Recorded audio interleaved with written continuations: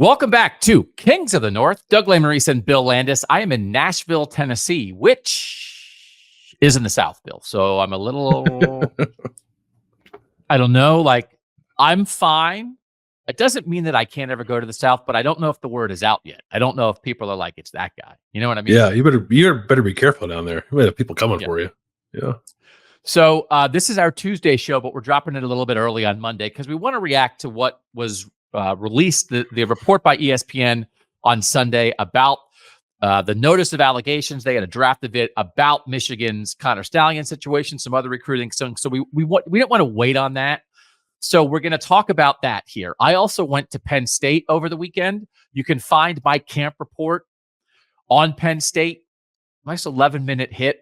Our producer, Mike, did a great job putting it together. You can find that on the KOTN channel on YouTube.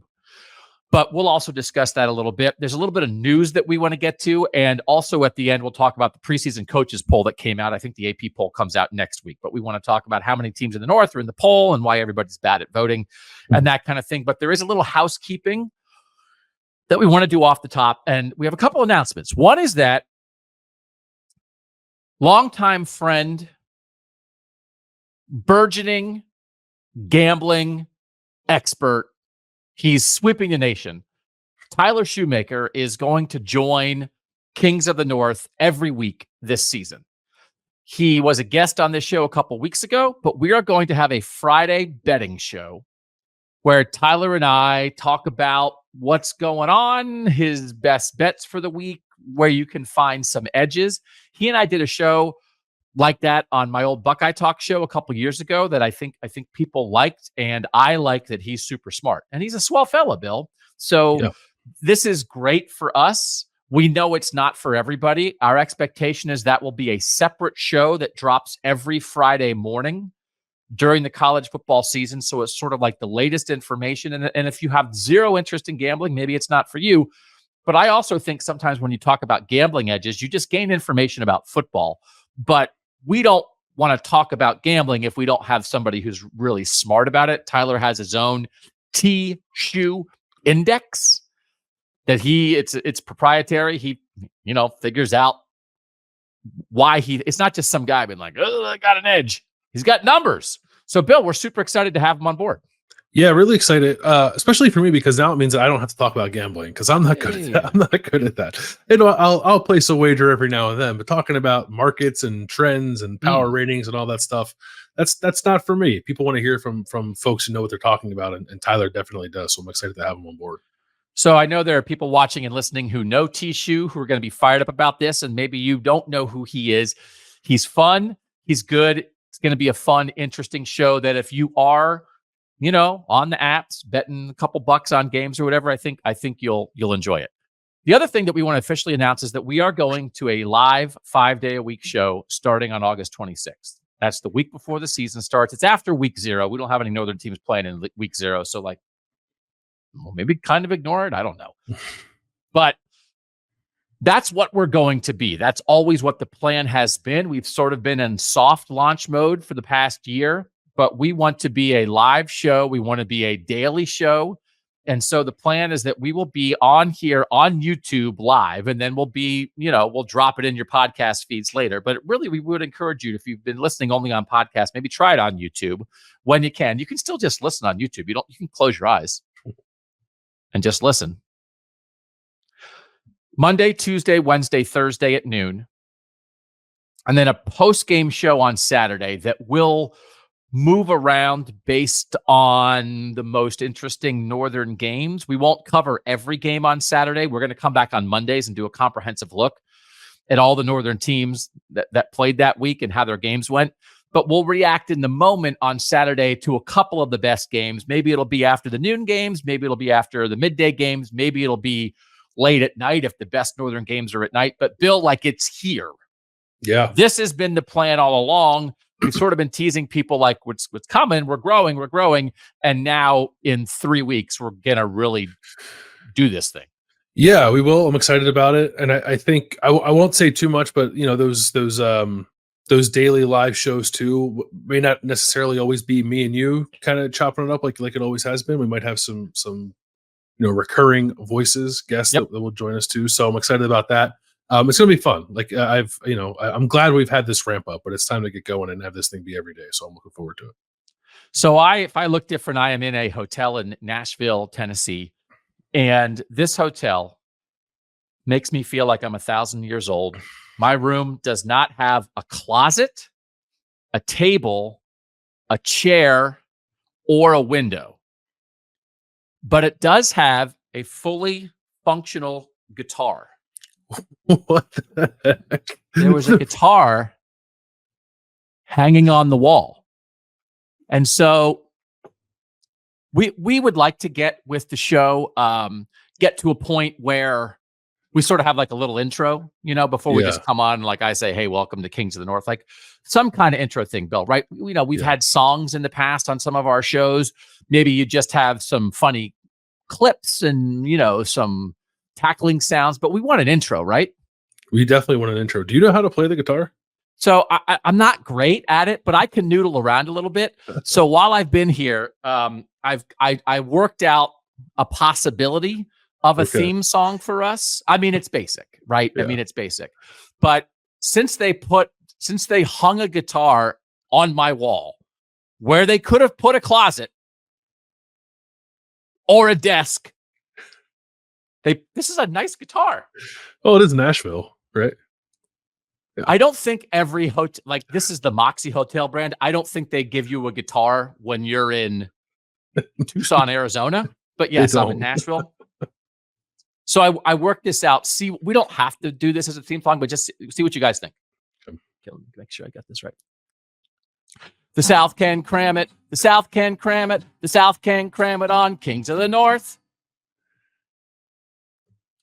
I was giving the pause. I'm just giving the pause so that Mike can get that clean, and then we can use that moving forward. I think there's something there. Yeah, right. I like it. It's simple to the point. Yeah. How long did it take you to write that? 3 hours, maybe. So I mean, it took different forms, but I got to the South can cram it pretty quickly. Right. Good. I just didn't know how to end it. So that took a while.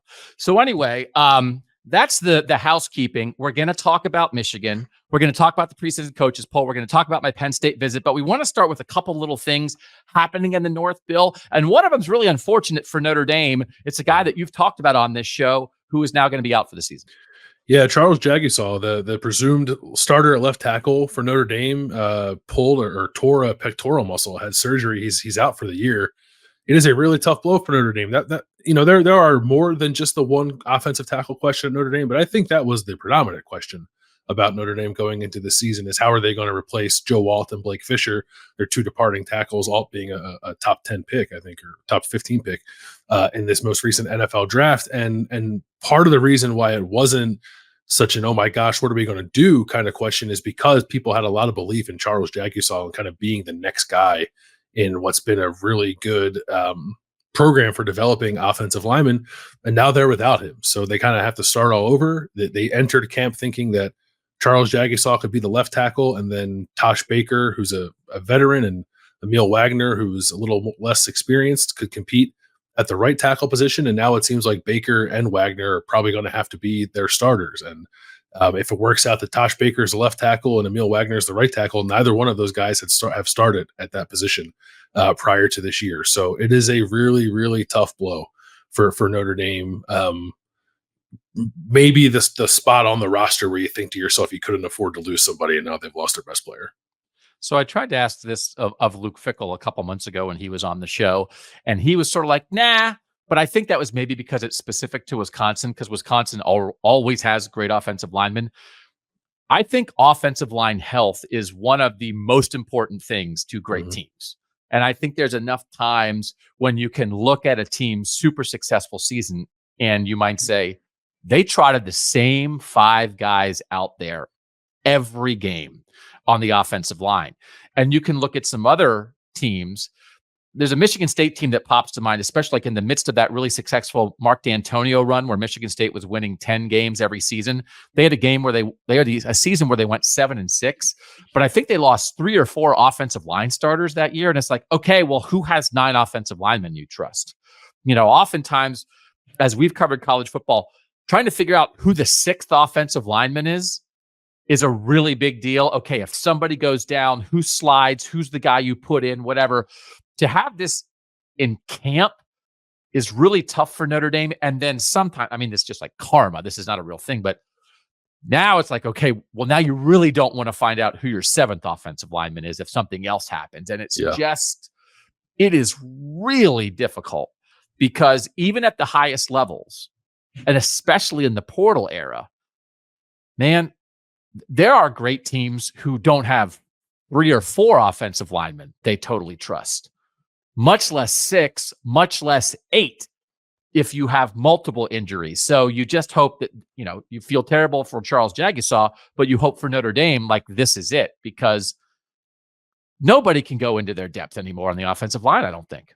Yeah, it's difficult. So, some programs still have that luxury. Like there are some programs that just sign 6 offensive linemen every year, kind of no matter what situation they're in roster wise. And those are the programs that might be able to take on a loss like this. But Notre Dame doesn't do that, I don't think. I know they feel reasonably well about their interior. It was just about what the tackles are going to look like. So maybe there's a guy who's perhaps more of an inside player you might be able to kick out and help them out. But it really does feel like now it's going to fall on 2 guys who have not played a ton of high leverage snaps. I think 2 guys that are fairly well thought of, and Emil Wagner in particular was pretty highly rated recruiter. We talked about, I think last week or the week before, as he was making his move. I guess it was last week. He was making a move kind of at the start of camp, and was getting the opportunity, I think, to lock down that right tackle job. So it's not like the cupboard's completely bare. It's just that they kind of only had 3 to begin with, and now they're down their best one. So now you really have to just kind of hold on and hope that these 2 can make it through the year. All right. So good luck to Notre Dame trying to deal with that. That's the last thing you want to hear about in camp is guys having season-ending injuries. This is another point I wanted to talk about, just like another little camp note. And you noted this. I think that Neil Brown, the West Virginia coach, was talking about it. And it actually leads us into sort of a deeper conversation about something that I feel like has been a trend a little bit in major college football. It's about C.J. Donaldson, one of the 2 really good running backs at West Virginia, and how it relates to Jaheim White, who's the other one. What did you think? What was this Neil Brown conversation? What did you think of it? Yeah, it was it was that C.J. Donaldson had a really good freshman year, and that Neil Brown said that they didn't feel like they set C.J. Donaldson up well enough to kind of build on top of that, and that so in turn his sophomore season, I think, ended up being a little bit not like a total letdown. He was still a productive player, but you were expecting it to be like a step forward for a guy who was one of the more productive running backs in college football 2 years ago, and that didn't quite happen. And without getting into specifics, Neil Brown said that they learned some things about that, and now they're trying to apply those lessons to Jaheim White, who was maybe the best freshman back in college football last year. There were a couple of freshmen who had more rushing yards than him, but he had the most yards per carry. If he would have gotten a similar workload to some of the other freshmen, I think he probably would have dwarfed them in overall rushing production. He's a really good, really exciting player, and they're just trying to maximize on that potential going into the season, where those 2 backs and Garrett Green are going to run the ball a lot. That's kind of going to be the engine of the offense. But I just thought it was like good, honest perspective from a head coach. It was like, yeah, we didn't do a good enough job the last time we were in this situation, so we're gonna try to learn from that and actually be better for it.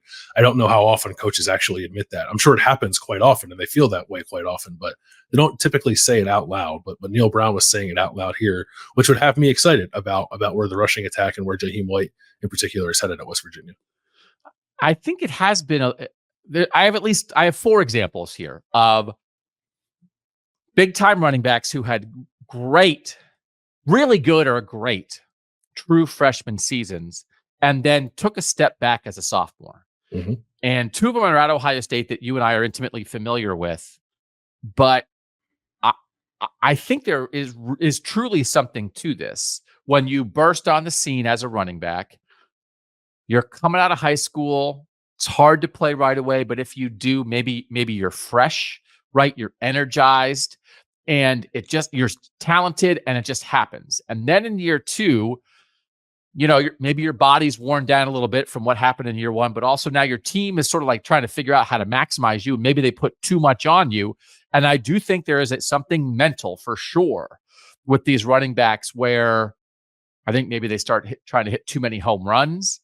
And it's natural. They think they're going to take a huge step, and they actually take a step back. So CJ Donaldson, as a true freshman, averaged 6.0 yards per carry. As a sophomore, he averaged 4.7 yards per carry.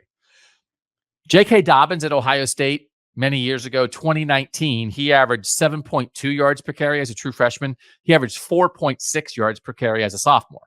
And then he came back as a junior and ran for 2,000 yards and averaged 6.7. So he came back up, but an absolute step back. Trevion Henderson at Ohio State, 6.8 yards per carry as a true freshman, 5.3 yards per carry as a sophomore. There was some injury stuff in there with Trevion Henderson that has to be accounted for, but I still think within the injuries, which were part of it, I still think there was some other stuff happening too. I think there was some boomer bust kind of stuff. And then another one that I think is related to CJ Donaldson right here is Nick Singleton at Penn State, 6.8 yards per carry as a freshman, 4.4 yards per carry last year. Like, just was not the same guy. And it's not just you. Your offensive line matters. Your play calling matters. The ability of your quarterback to throw the ball in a way that opens up the run game matters. It's not only the back. But that's 4 real examples that I think there is something for coaches and programs to learn from here, because I think there's something that gets in running backs' heads when they have a huge freshman year. Yeah, I think so too. And I think in almost all those cases you mentioned, there was also the dynamic of being sort of in a backfield tandem that I think just kind of further complicates things.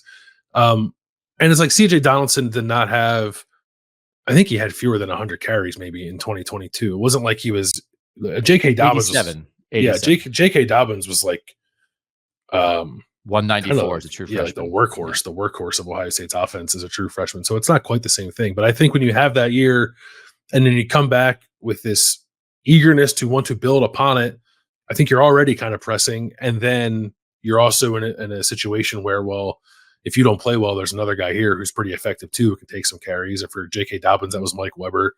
For Trevion Henderson, that was Mayan Williams. For Nick Singleton, that's Katron Allen. They're still together. And for CJ Donaldson last year, it was Jaheim White. And now that's the reality for both guys at West Virginia this year. So it's a lot to overcome. I think being self-aware of it is good, because I remember going into the 2018 season, I guess that was at Ohio State, and this was a little bit of a talking point, and it felt like at times like Ohio State was a little bit like dismissive of the notion that it could even be possible. West Virginia, having gone through it, doesn't seem to be approaching it that way. So I think they'll be better off for it. But yeah, for whatever reason, it has been tough. This is not a unique situation to West Virginia, but maybe they will handle it differently perhaps and get better results.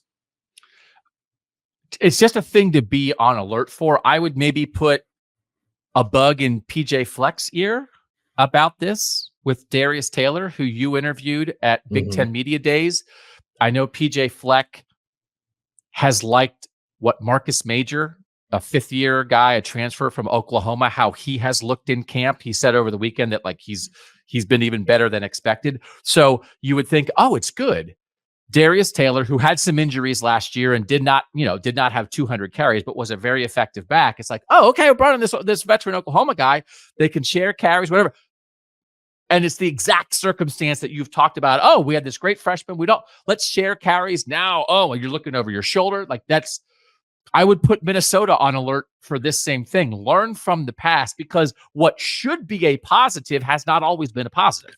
No, it hasn't. And there's probably a maturity thing there too, right? With a freshman who finds a lot of limelight in his first year. Like, that's human nature, I think. I know, like, I'd be feeling myself for Darius Taylor after last year, or some of these other guys with some of the freshman years that they had. So like, I get it. It's just like, it is a thing that can, like, not derail your season, but it can really hold you back, I think, from reaching your potential. And that's obviously especially important for teams like West Virginia or Minnesota that wants to kind of make its living running the ball. Like, Ohio State had workarounds to having an ineffective rushing attack at times.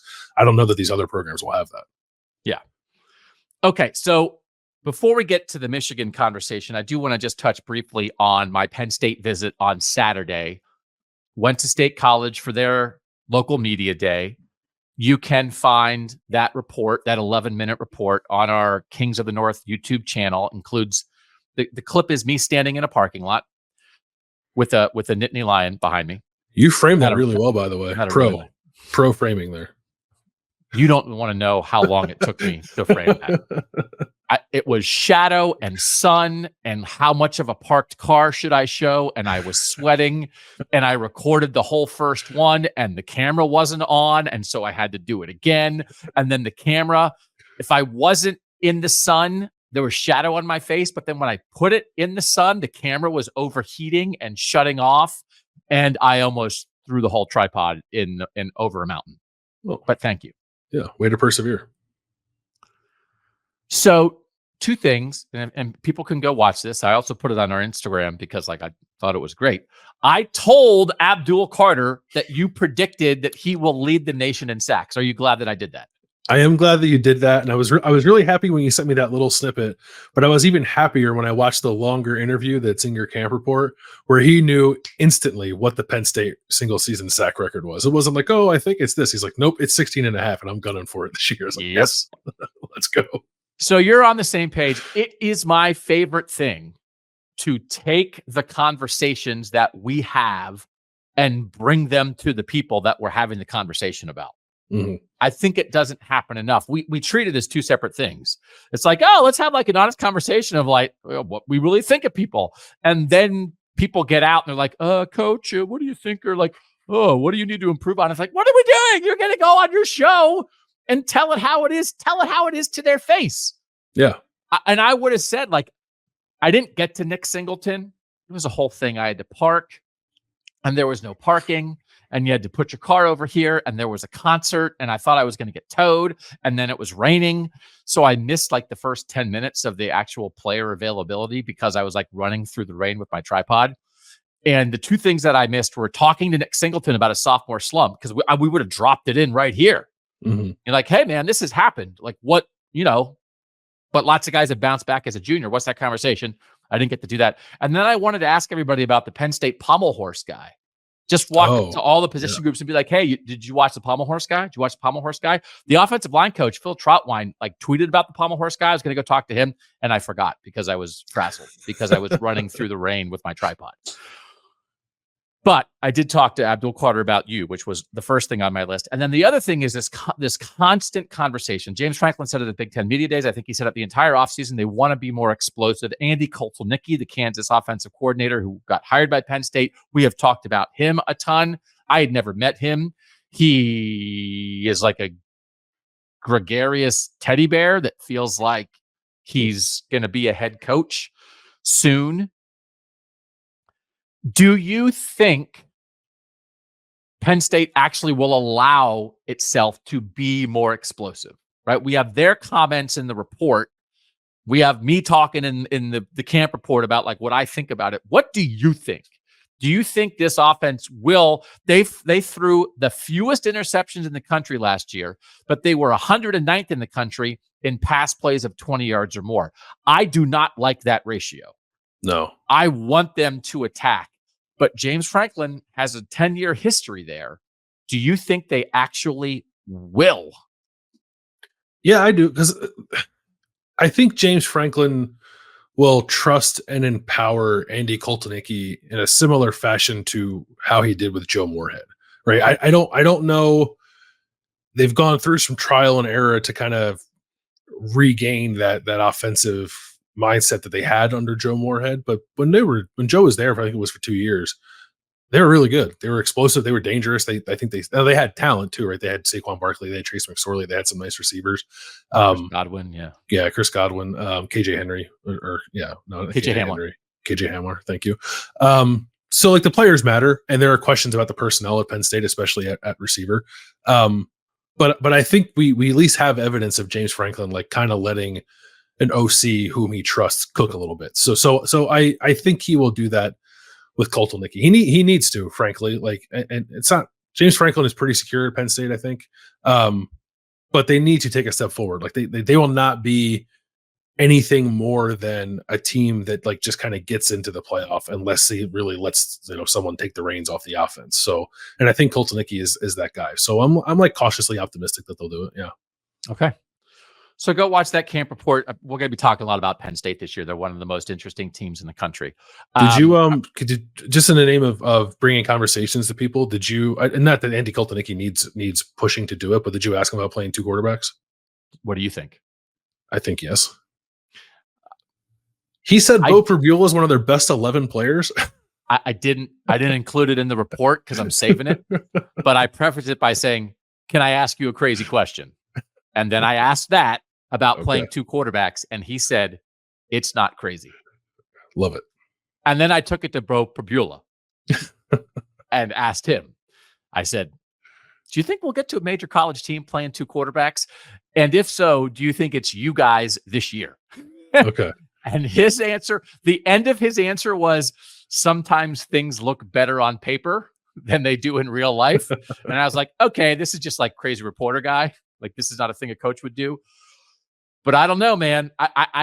There was a thing.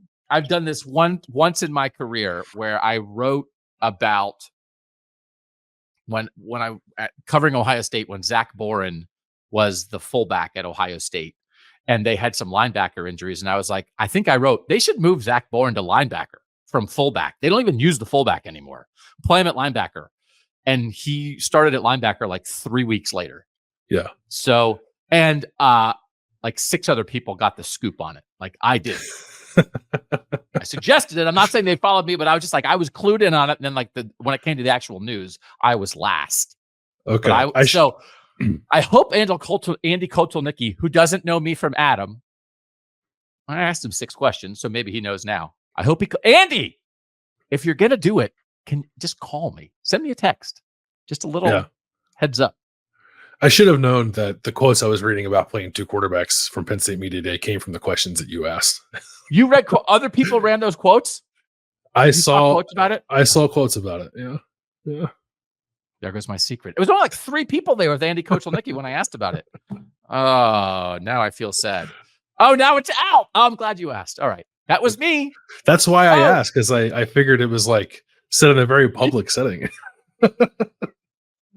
No, so it was like a media day. Everybody was just like scattered around the field, and you just like went guy to guy to guy to guy. And so the Prabula was just me. I think there were only 2 other people with Andy Koltoniki. So somebody just went to dumped all the quotes. Yeah. Did they in the transcript? Did they include my question, which was, "Can I ask you a crazy question"? No, that part was left out. Okay, that part was left out. Yeah. 2 quarterback guy. I hope Andy Koltoniki, next time he sees me, he's like, "Oh, you're the 2 quarterback guy." He's like, "Yeah, I am." All right. So one little thing before we talk about Michigan.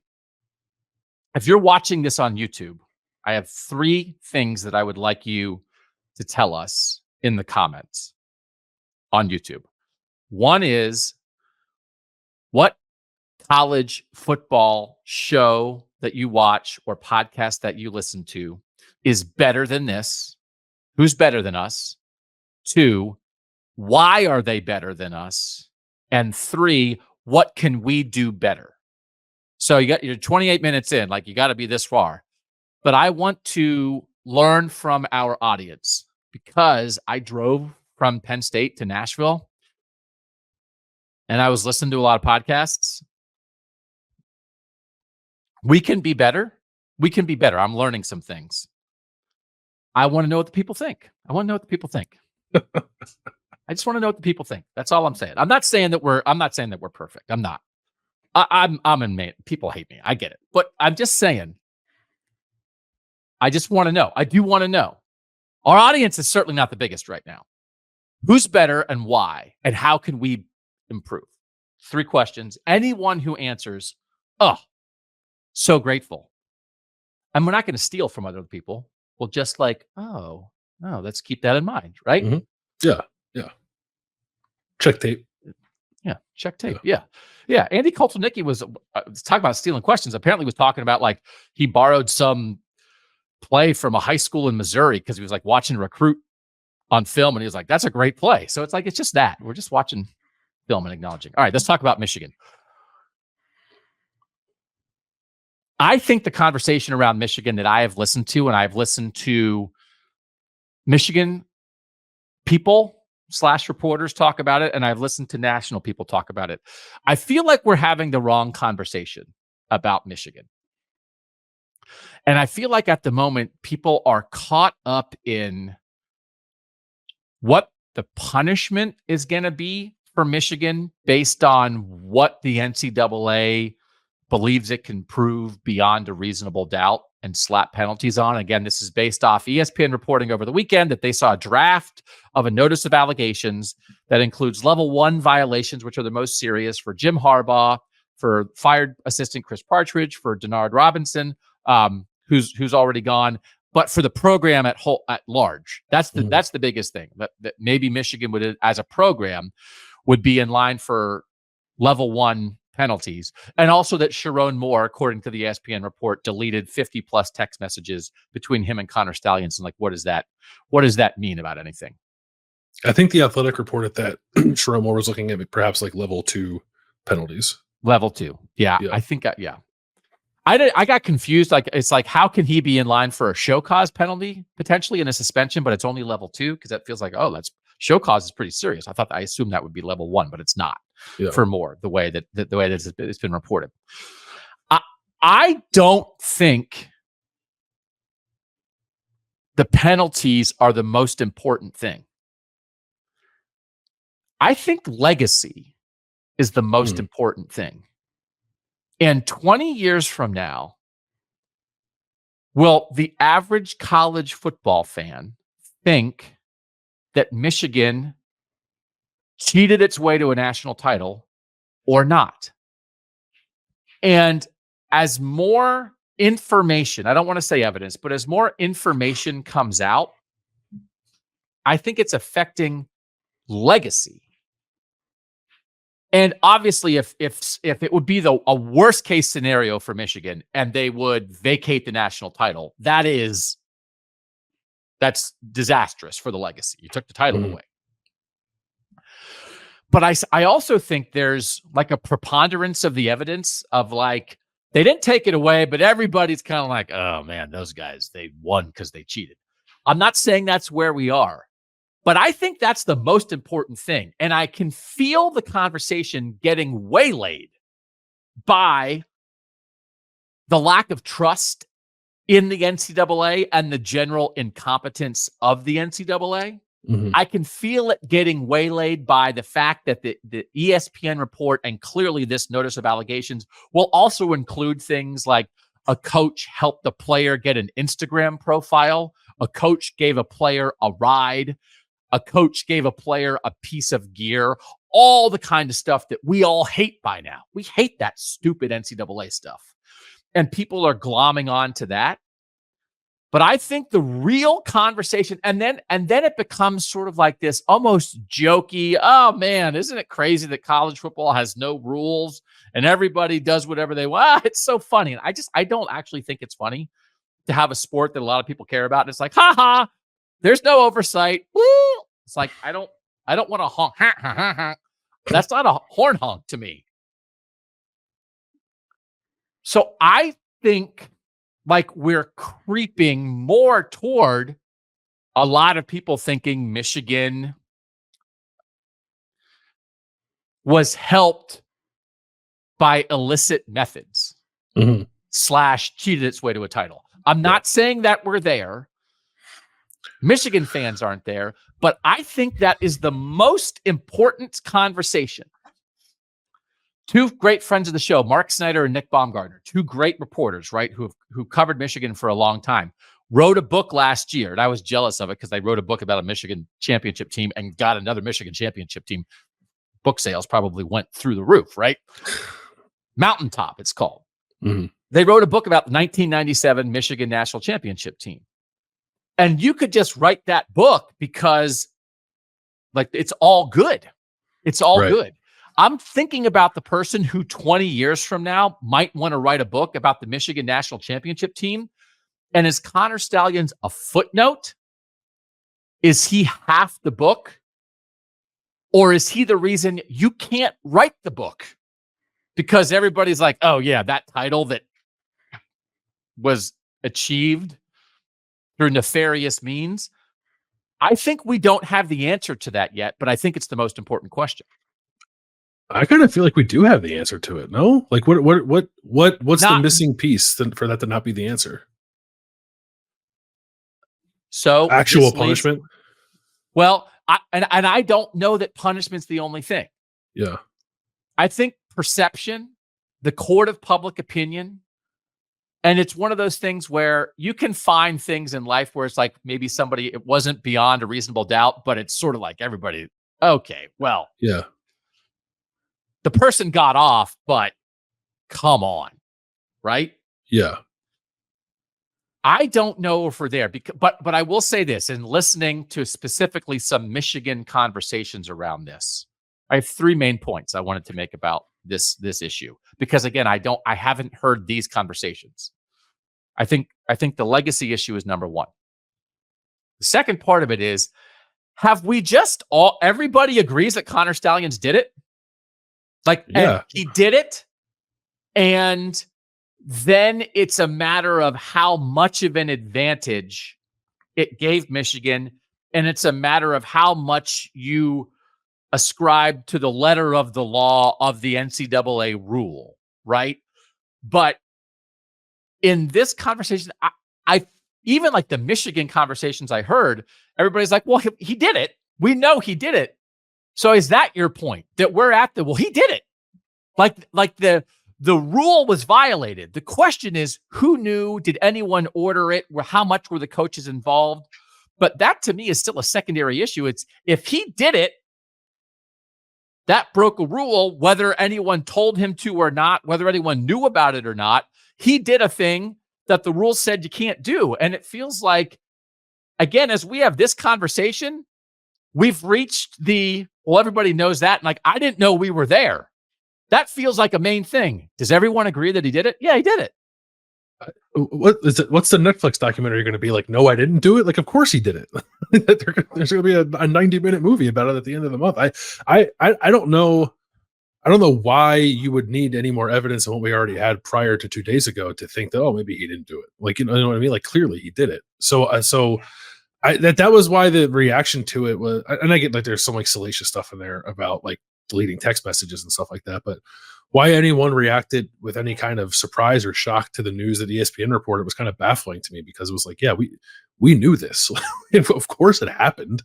So I kind of thought we were already there. I'm a little surprised that anyone would think we weren't. But it's also there on the Michigan side. And so it feels like the Michigan conversation right now is really centered on, did the coaches know? And if clearly the team used the information he provided, and clearly the information he provided was at least in part gleaned by breaking existing rules. So I feel like this happens so much in life. We get to the secondary conversation, and all of a sudden the primary conversation is just assumed. And it's like, well, actually the primary conversation is the primary conversation. Why are we focused on the secondary conversation? Especially since Jim Harbaugh is gone, I am actually just far less interested in, is Sharon Moore going to be penalized? Are individual coaches going to be penalized? And much more interested in, did it happen or not? And so you think we're at, it happened. I just didn't know we were there 100%. I guess I didn't know we were there. We're at, it happened. Now we're at the who knew. But what about the happen? The happen is the happen. I was already there. Okay. It happened, but maybe I was early. It just seemed very obvious to me. Okay. And then I've been on like, clearly this happened. What can you prove? What does it mean? What's the punishment going to be? That's been my mindset for like 6 months now. Like but I don't. Maybe the public wasn't quite there, and it's also hard. I think it's difficult for us, or at least for me, existing in the Ohio State ecosphere. It's like Ohio State fans are fired up about this, rightfully so, right? So that's where you get a lot of the point of view from. I don't know what it is actually like outside of that point of view. So maybe there are a not insignificant or a significant number of people who aren't where I am. But I just kind of been there for a while because that's all like Ohio State fans care about. I was like, all right, we know this happened. When's the other shoe going to drop? Yeah. So and again, you don't get a realistic perspective from inside a fan base. So Ohio State fans, there's a group of them that are waiting for Michigan Stadium to be filled in with concrete as a punishment, and Michigan's going to have to play pickup across the street on the high school field at Pioneer High School. Mm-hmm. And there are Michigan people who are was like, yeah, he did it, but it wasn't really a broken rule. It was a gray area, loophole, or whatever, right? And neither of those, I think, are the actual conversation, right? So to me, it's what does somebody who is neither involved at Ohio State nor at Michigan, like what will their view of the situation be historically? And so then the other thing is like, all right, what's the legacy? I didn't realize we were at everybody agreeing he did it. And the third thing then in the end, as this conversation happens, is this was either the most effective major sport cheating that we have seen in some time, or the most unnecessary cheating that we have seen in some time.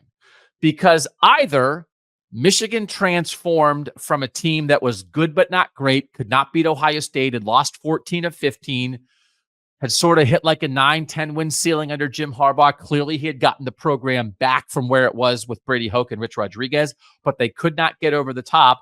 And then this happens, and they beat Ohio State 3 times, and they win 3 straight Big Ten championships. They make the playoffs 3 straight times, and they win a national championship.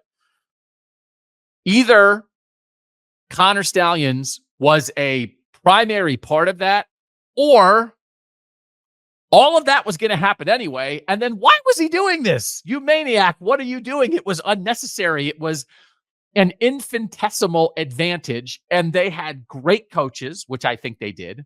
They had great players. They had a plan. They retained guys. They developed guys. Michigan football did so much right. So it's either one of two things. This was unnecessary, or it was incredibly effective. And how do we decide? But every bit of evidence, one way or the other, on the scales of justice, tips it one way or the other. And then I think like what happens on the weekend is at least a pebble on the side of it was effective. Is it not some component of that? I think so. I've actually found myself wondering about even like a larger ripple effect here with like players or coaches who have like left the program over the last couple of years and gone to the NFL, and whether or not the evaluations of those people were right because of what advantages Michigan might have had. Like, I'm not saying like does Mike McDonald actually stink, but like, is he as good as the Seahawks now? Right? Is he as good as the Seahawks thought he was going to be? Like, or like the guys that were just drafted for Michigan? Were there any conversations in NFL draft rooms about like this guy looks great on tape? Is because he's awesome, or is because he knew a play was coming? Like, I think there's a lot there. I think that what came out over the weekend, I think definitely might push some people who were either on the fence about whether or not it was effective, or just kind of a interesting footnote to a really good team just kind of hitting its stride.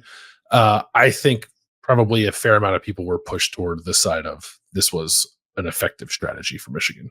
And that would go back to your legacy question of what did we just witness for the last 3 years of Michigan football? How much of it was actually real? And this is like my least favorite thing about college football. And I recorded a show Monday morning with Stephen Godfrey of Split Zone Duo that will drop on the Split Zone Duo feed sometime in the next couple weeks. And it was a lot of North-South conversation for KOTN. And he sort of made the point that in the South, they're kind of like, you know, good for Michigan. The only thing is like, oh, yeah, okay, well, good cheating, just like not a great job getting caught. Yeah. But then it almost shows, and on some level, like I could almost see that argument of like, it proves they cared. It proves they wanted to get over the top. It proves they were tired of, they didn't just accept something. Now that just, again, like is that really where we want to be?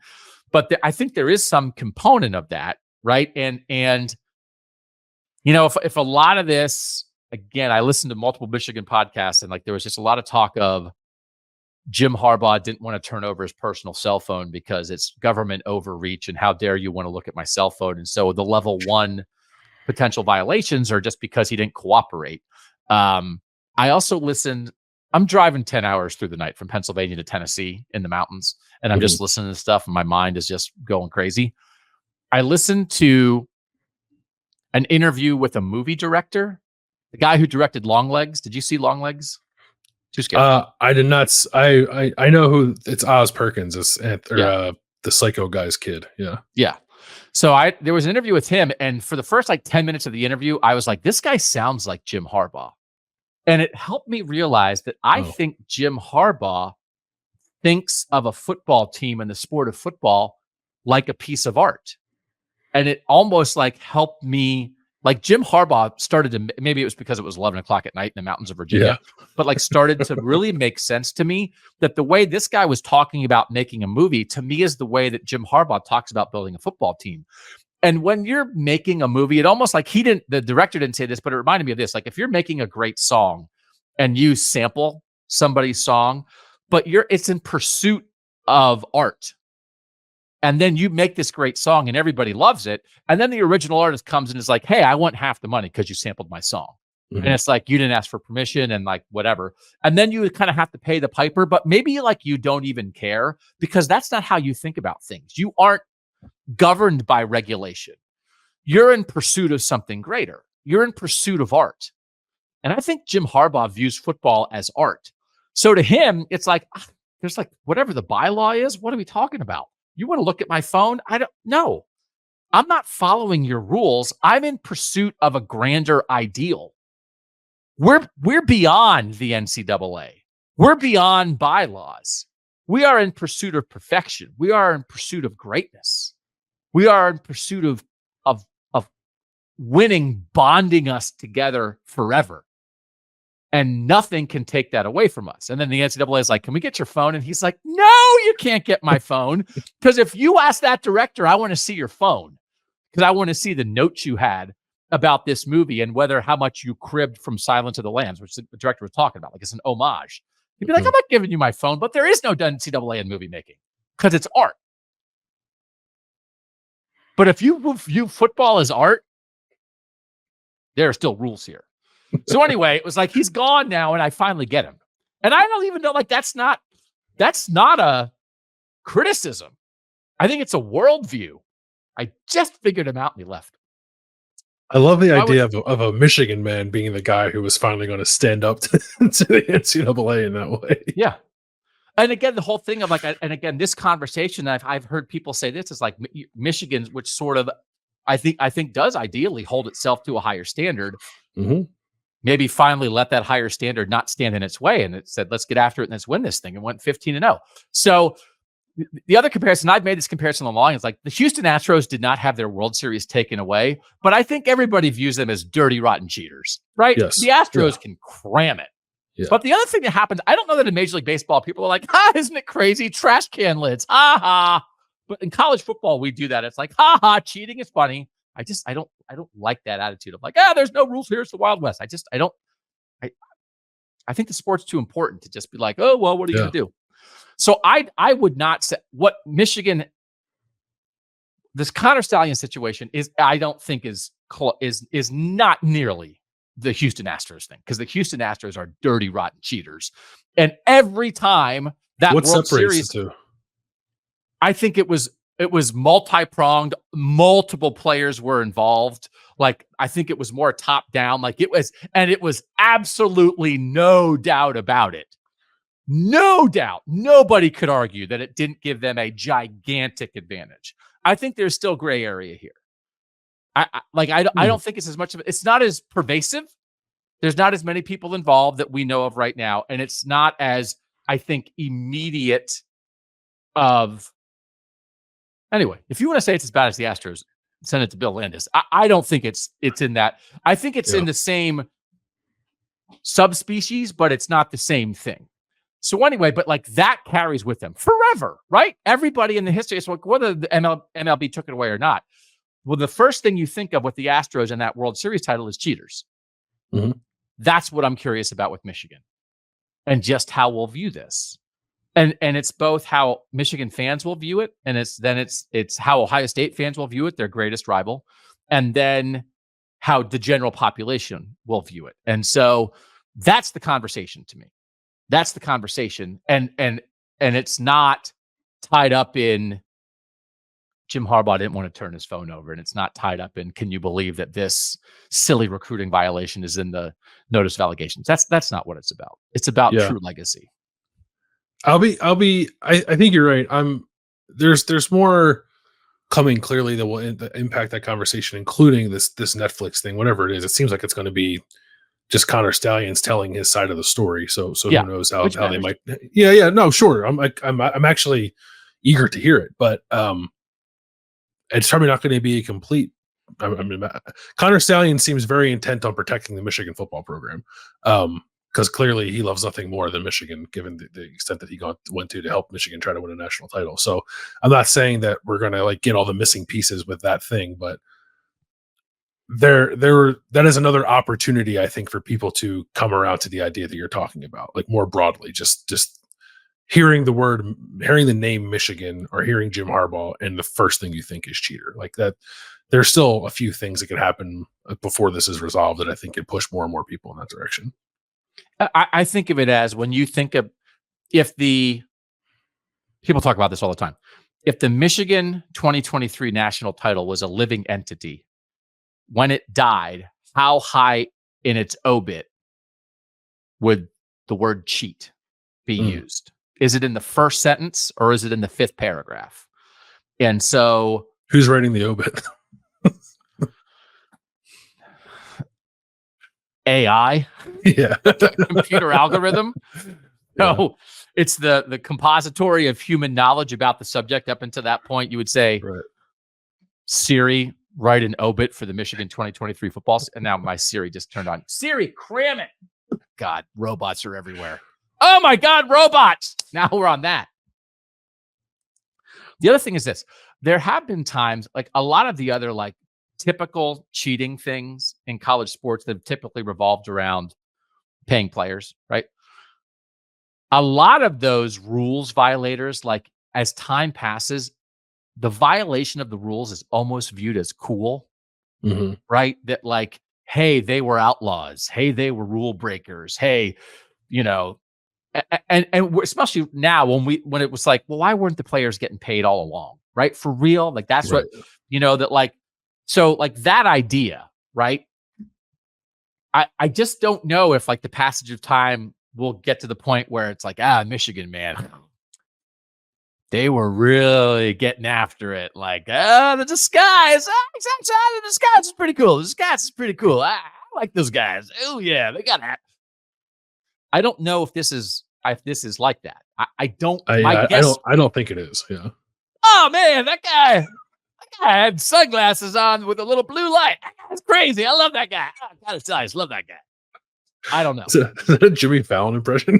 I don't. Oh no, I don't know what it is. So I love that guy. I'll be curious what our loyal listener and viewer John, who always has great conversations with us on Twitter as a Michigan fan, thinks about this, because I don't want to be unfair to Michigan, and I mostly don't want to be unfair to Michigan fans. But I also want to be realistic, right? And we have to view this outside the bubble of Ohio State fandom and outside the bubble of Michigan fandom, which is, a lot of conversations are two big bubbles. Yeah. So where a lot of the conversation is. So I'm curious. I'm curious how the world will see it in the end. So, but do you agree that is the conversation? Or do you think the conversation? I think it should be. Yeah, I agree that it should. I agree that it should be the conversation. Yeah, I don't know. It feels that punishment stuff's just more tangible, right? So I think it's just easier for people to talk about and write about. So, but I actually don't think that's the most interesting thing either. I think legacy is far more interesting. Punishment affects legacy, sure, but punishment is not the same thing as legacy. Yeah, because you can be viewed one way now and then a different way down the line. Okay. that's our Michigan conversation. I think it's interesting. I do think as this percolates still, like I think there's a chance that it at least has a minor effect on Michigan this season. And I might it might back me off Michigan as a playoff team a little bit just because it's hard. It's hard. People love to talk about, distraction, whatever. Like this, I think this is a legitimate distraction. Like if this kind of thing keeps popping up through the course of the year, and that if it doesn't go away and Sharon Moore has to deal with it and the players have it in the back of their mind or whatever, like it's just, I do think there might be a tangible effect on this season when they already have a super difficult schedule. So let's talk about the preseason poll before we go. The coaches poll came out. The AP poll comes out next week. Top 25 was, I looked it up, and then I think it was 9. It was 9 North, 14 South by our parameters, and then like 2 border / California because Missouri and USC were in there. The top 13 was half North, half South in Missouri. So it was split at the top. And then I think when people get into the bottom half of the top 25, they don't know who to vote for, and they just lean South because they don't know any better. Because they think, I don't know. I mean, I guess somebody from the 5th best team in the SEC must be better than the 5th best team in the Big Ten. And it's like, why do you think that? And they're like, I don't know. They couldn't put it into words.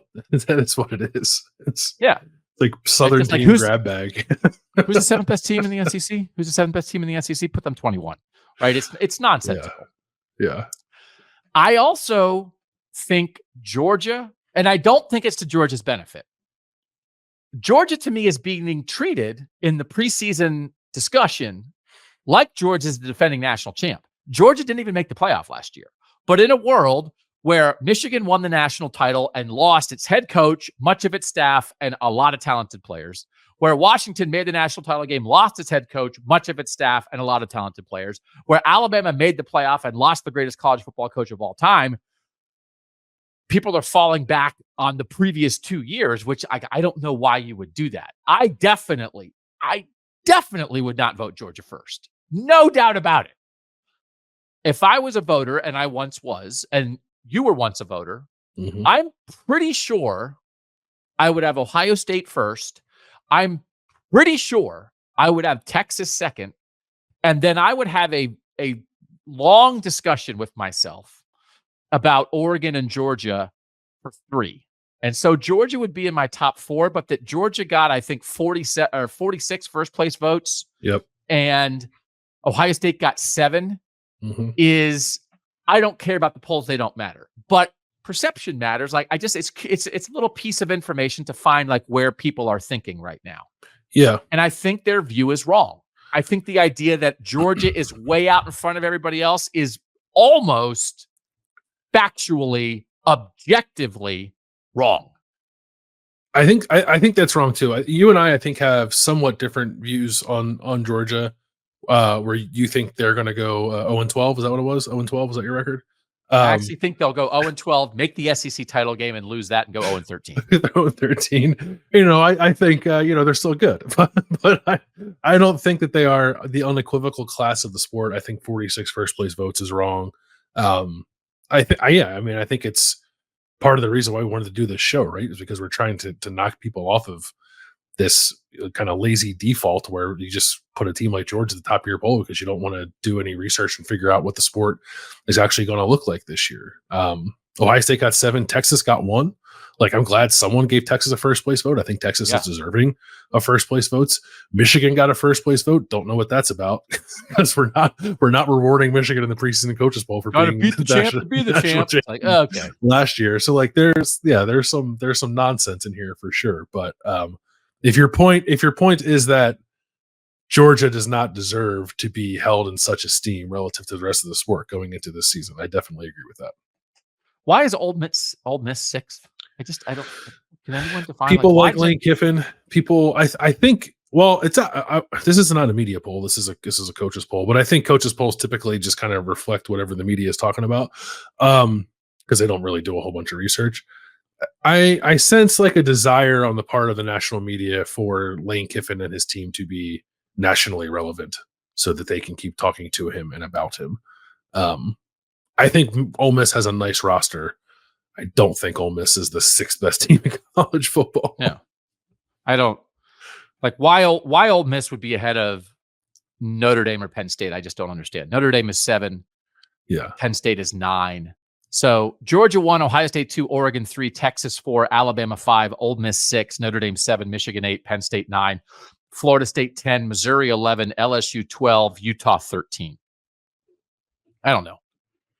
We're so excited about Garrett Nussmeier. It's like, hey, LSU, what happened to LSU? They lost 2 first-round receivers and the Heisman Trophy winner at quarterback. Oh, cool. They're definitely better than Missouri.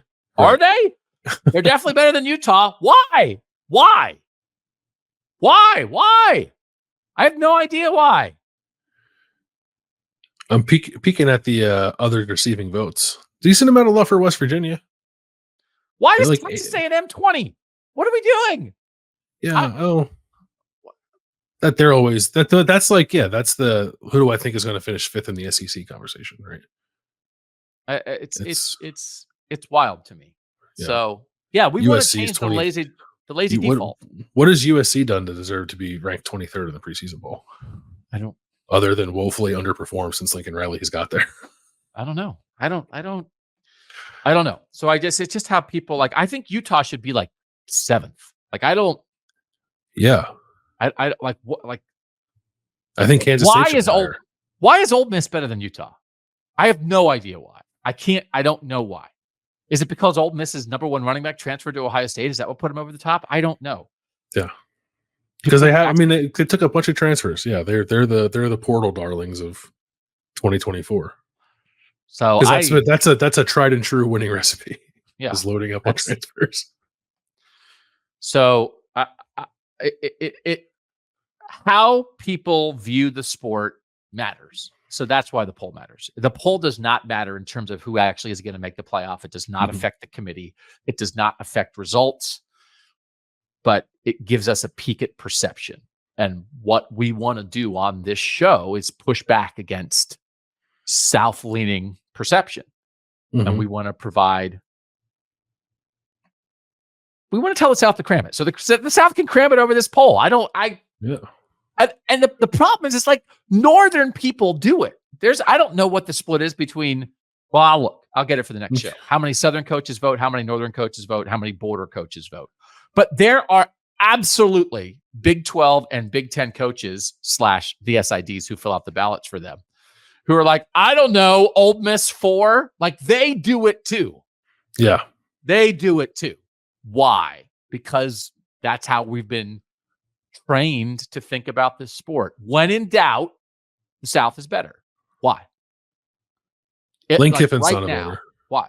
Lane Kiffin's not a voter? He's not a voter. Yeah. He's too busy winning national championships to vote. Come on. That's right. Did you take a gander at the others receiving votes? There's 2 teams in there that I think might interest you. Washington was 26. I know that. Who else? So Washington was 26th. Nebraska is on there. Nice.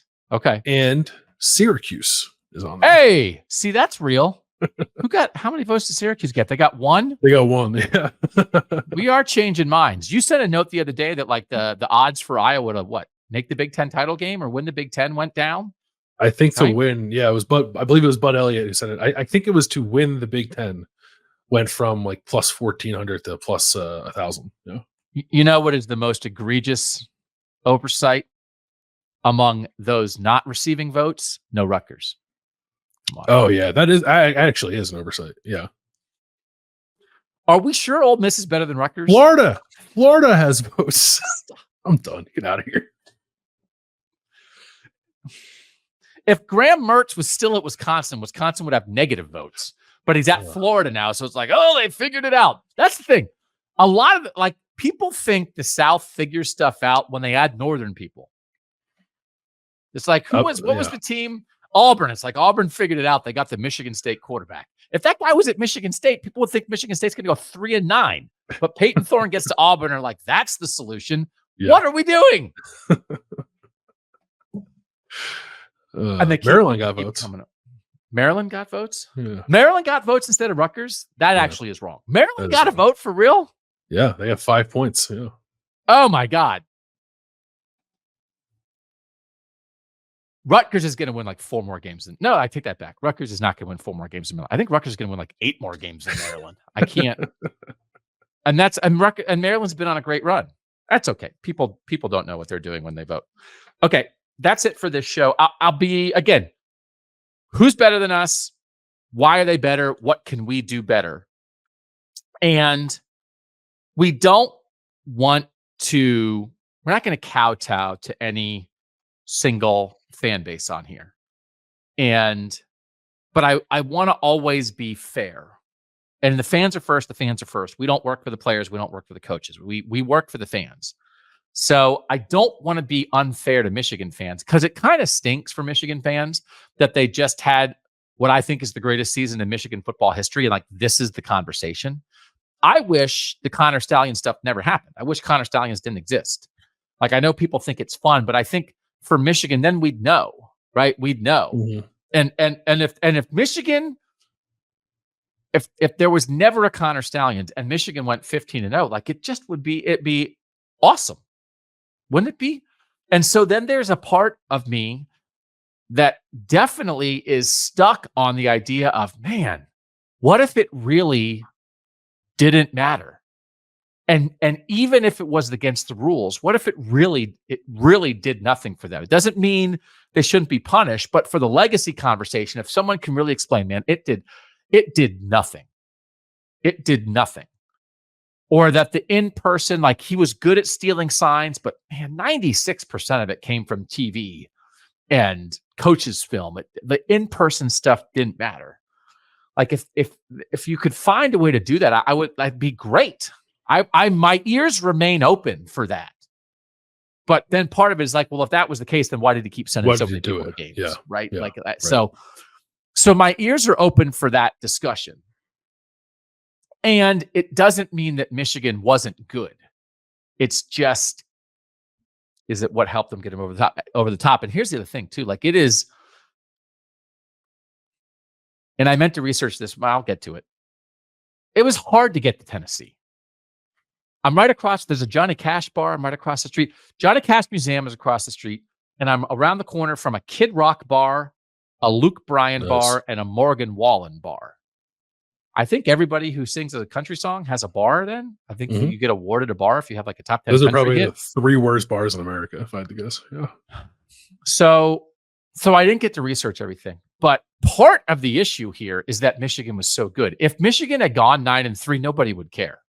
Because a lot of these other things, and like, this is the thing that comes up too, is Ohio State has certainly had its transgressions in the past. And like, a lot of the Maurice Claret stuff was sort of after the fact, after 2002. And it's like, okay, but was stuff happening during it? But I don't know that people view that like, oh, is it not a legitimate 2002 national title for Ohio State? But like, one of the things I think about sometimes is that in 2010, the year that got vacated, all the Ohio State wins got vacated, they were number 1 in the country and went up to Wisconsin and lost, right? Like, what if they hadn't lost? And what if they had won the national title? And now you're vacating a national title, right? It becomes so much, it's like credit to Michigan for having such a good year. It made this a bigger story. Yeah. Because people were talking about all the, Jeremy Pruitt at Tennessee did a bunch of stuff wrong, but they still stunk. So it was like, hey, good job. Oh, you definitely cheated, but also it didn't work. Yeah. So then people don't remember it. It's like, oh, wow. It really affected the legacy of 4-8 Tennessee that they were known to be cheating. It's like, wow, they were bad and ineffective when they. So it's the success that complicates it, and it's the success that makes it a story. Yeah. So we're going to always say what we think, but I'm going to always keep my ears and my mind open. I know it's no fun for fans. It's no fun for fans to have your team be accused of this. And if you feel like it's being done unfairly, then I think we need to keep having the conversation. But also, there's just some head in the sand stuff coming out of Ann Arbor, brother. Like, I mean, it's just, there's some stuff. Yeah. Okay. I'm glad you said it. and so, like, I don't, we get it, but there is some absolute, and then it's one of those, there was a guy on a show. I'm not calling anybody out. I just saw it was like a Michigan person was on a show that I was watching, and he had like Michigan national championship headlines like hanging on his wall. Like, Oh, and it's like, okay, well then, like, this isn't a real conversation. right. So, I'm in a Nashville hotel room, but I don't have headlines from anybody hanging on my wall. I just got one thing to say: the South can cram it. South can cram it. The South can cram it on Kings of the North. Thanks to our producer for Mike Rostowski for making us look good.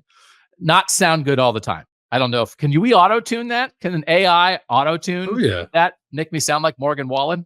We can yeah. And Tishu is coming. That's going to be awesome. 5 days a week live starting the week before the season begins. And we're super fired up about it. So who's better? Why are they better? What can we do better? Drop it in the bottom.